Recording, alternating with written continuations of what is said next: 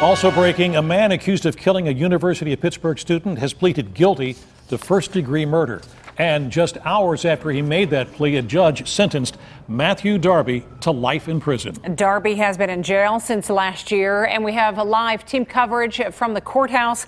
We begin tonight with Julie Grant. Julie. Susan and Stacy, good evening. Evil, weak, and coward were just some of the words used to describe Matthew Darby today at his sentencing hearing. 12 people gave victims' impact statements, and through it all, Darby appeared emotionless. Now, Darby chose not to say anything on his behalf or to call any character witnesses before he received his sentence of life in prison. Prosecutors took the death penalty off the table as part of that plea agreement, and the victim's family was okay with it.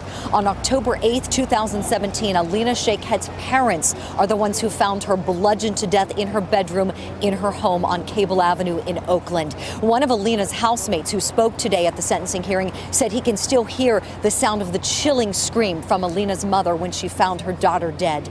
We learned today that the murder weapons that Darby used, a claw hammer and 2 knives, were from Alina's basement and kitchen. Alina's friends and family all said what a sweet, kind, beautiful person she was. And what may have been the most powerful statements were Alina's words paraphrased by her mother, Ellie, after Darby broke into Alina's home the first time. Her mother said Alina was so kind, she still wanted to help him.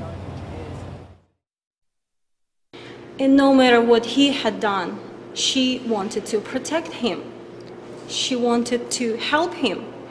And she said, "Mom, he does not deserve to go to jail. He keeps making mistakes in life." I'm just phrasing what she was telling me. "But he's a good person. And I want to help him." He was very remorseful in that he was very, very upset for his actions, and he regretted his actions. Why didn't you want to address that then? Why didn't you want to speak? He did not want to speak. He had a right not to speak. He had a right not to speak. He chose not to.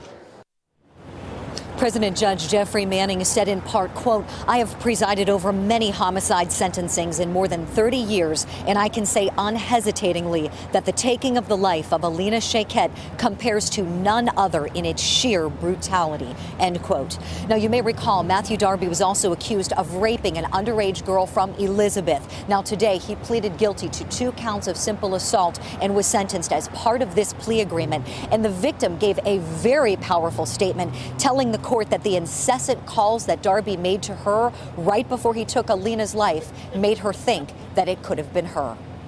Reporting live in downtown Pittsburgh, I'm Julie Grant, KDKA-TV News.